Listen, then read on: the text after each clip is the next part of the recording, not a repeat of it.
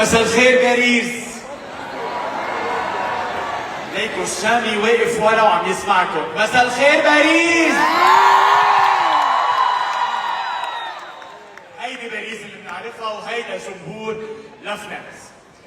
قبل ما اقدم فناننا لليل اسمحوا لي استغل الفرصة من هيدا المسرح، مسرح دوم دو باري الايقوني، اني وجه معكم تحية كتير كبيرة لروح فنان عظيم فارقنا بس من ايام وعمل حفلته ما قبل الاخيرة معنا هون معكم انتو.